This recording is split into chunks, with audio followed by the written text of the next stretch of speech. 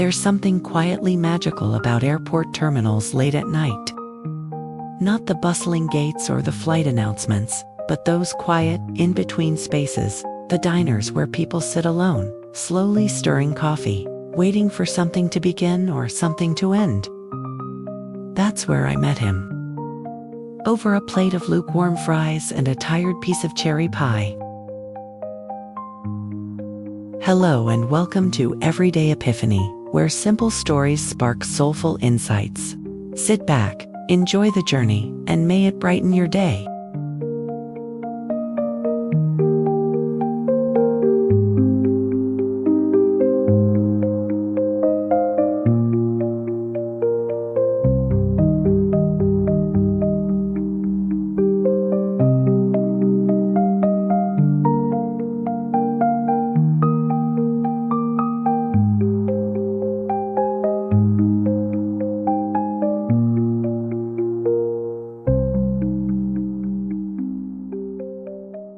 My flight had been delayed again.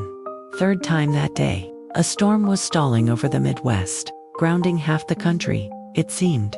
The terminal smelled like wet coats and reheated food. I was tired, anxious, scrolling endlessly on my phone to feel less alone, less stuck in the moment. I finally gave up and wandered into the airport diner, one of those glass-walled places with checkered floors and plastic menus. It was mostly empty. A young waitress was wiping down tables with a kind of mechanical indifference, the kind that comes after hour 8 of a shift. I slid into a booth near the window, dropped my backpack on the seat beside me, and ordered a meal I didn't want.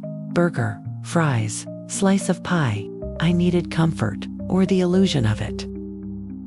That's when I noticed the man across from me. He looked to be in his 70s, thin, his clothes were neat, but well-worn creased slacks, a sweater with tiny pills across the chest. He had a paperback novel, face down beside his coffee mug. It was something by Steinbeck, I think. What caught my eye, though, was the way he looked at his food. Like he was remembering something, or someone. He had a bowl of soup and a half-eaten roll, but he wasn't touching them. Just sitting with his hands folded, eyes fixed on the bowl like it held a secret. Normally, I don't talk to strangers, especially not late at night, especially not in airports. But there was something about him, something I couldn't quite explain. He noticed me looking and gave a small smile. I nodded awkwardly, glanced away. A minute later, I heard his voice. "You ever notice how food tastes different when you're alone?" I looked up, surprised. "Sorry," I said. He chuckled. "I mean, it's fine. The soup's fine. But there's something missing when you eat by yourself." I shrugged. "I think everything feels a little empty when you're stuck in an airport." He laughed again, soft, tired. He gestured toward the empty seat across from him. "You want to join me? I promise I don't bite. And I won't ask you what you do for a living." I hesitated. Then, for reasons I still don't fully understand, I picked up my tray and slid into the seat. We sat in silence for a moment. Then he spoke again. "I used to travel a lot," he said, sipping his coffee. "My wife and I, before she passed, we'd try to make the most of layovers, turn them into little adventures. Once, we got stuck in Denver overnight and ended up at this tiny jazz bar in the city. Danced until 2 a.m. We were the only ones there." He smiled, eyes far away. "That was 1987, he said. Or maybe 88. I nodded slowly. "Sounds like you made the most of the waiting." He looked at me. "That's the trick, isn't it? Most of life is waiting. The question is, how do you spend it?"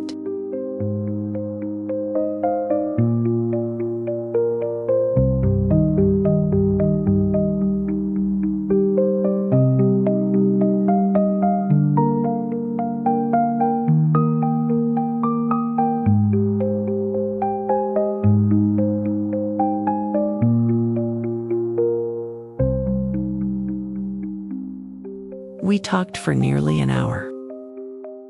He told me about his wife, how she always ordered dessert first, just in case.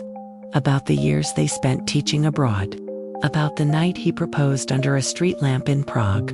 He spoke with such warmth, such quiet reverence, that I found myself forgetting about my delay, about my stress, about my phone. Eventually, the waitress came by with the check. He waved her off and paid for both meals.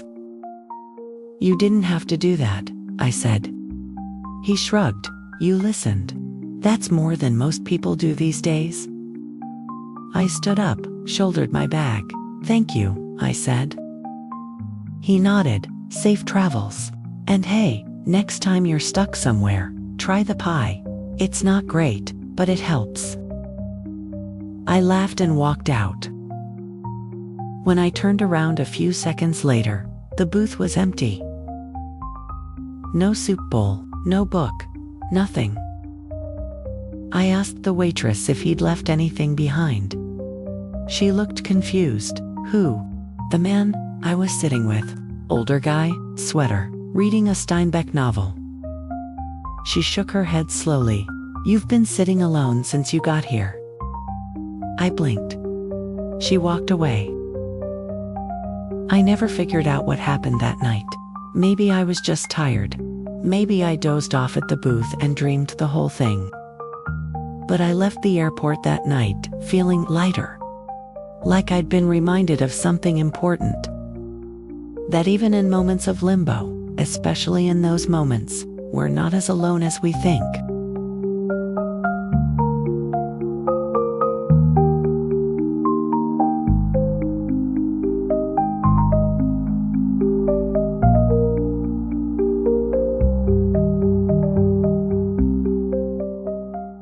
Later, on the plane, I started reading The Invisible Life of Addie LaRue by V.E. Schwab.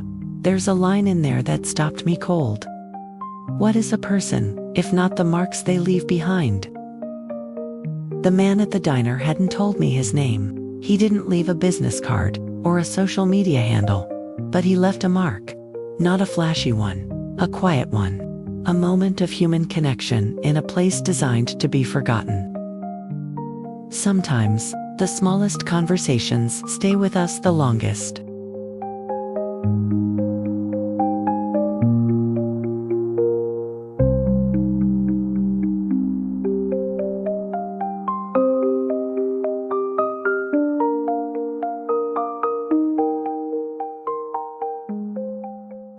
We spend so much time rushing, scrolling, planning the next thing. Airports are full of people trying not to be where they are. But maybe that's the very place where we're meant to be most present. That night, a stranger reminded me that the waiting is part of the journey. That stories can be exchanged over a slice of pie and a bowl of soup. That human connection doesn't always come in big, sweeping gestures. Sometimes it's just someone looking up, saying, "You don't have to eat alone." So next time you're stuck somewhere, in a line, in traffic, in life, maybe look around. There might be a story waiting at the next table. Thank you for being here with us at Everyday Epiphany. If today's story touched your heart or sparked a thought, subscribe and stay with us. Your next epiphany might just be one story away.